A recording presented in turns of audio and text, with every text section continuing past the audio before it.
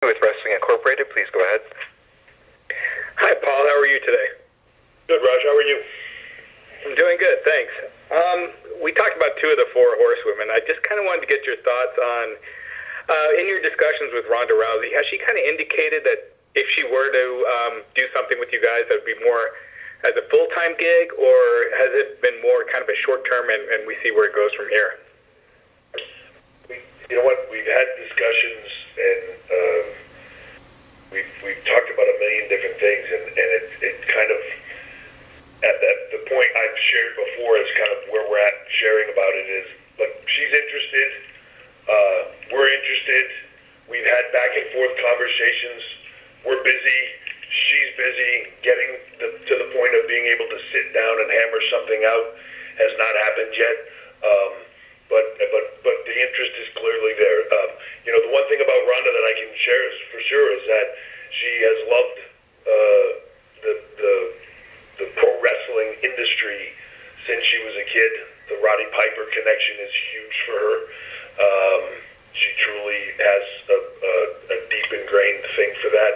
And, it's funny because I have seen people say like, Ronda, if she does sign with them, it's taking the place of somebody else that's been trying to do this for years and trying to get this. She's been training for this actually for a long time. I saw videos of her, I think 4 years ago, doing this kind of on the side when she was fighting and still kind of doing the sports entertainment side of it on the side. This is something she's been thinking about and been very serious about doing for a long period of time. So that criticism is kind of unfounded. If she does this, when that time comes, I think she's going to be. She likes it to the point where I think it'll be tough for her not to be all in, really. But we'll see when we get there. It's just finding time for her. She believe it or not, I know everybody thinks it's because she's not fighting or whatever. She has a very busy schedule, so us sitting down and doing some things is not the fastest process on the planet. Okay, great. Thanks, Paul. Thank you. Thank you. We go next to Nims Azur with Croc Media. Please go ahead. G'day, Triple H. Good to talk to you, and thanks for spending some time with us. Sure, man. Now, just quickly, in the history of the NXT TakeOvers, we've seen it held outside the United States just twice, Toronto and London.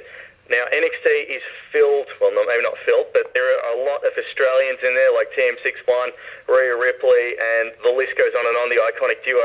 Is there any chance that we could see a TakeOver maybe come to Australia at some point? Yeah, I think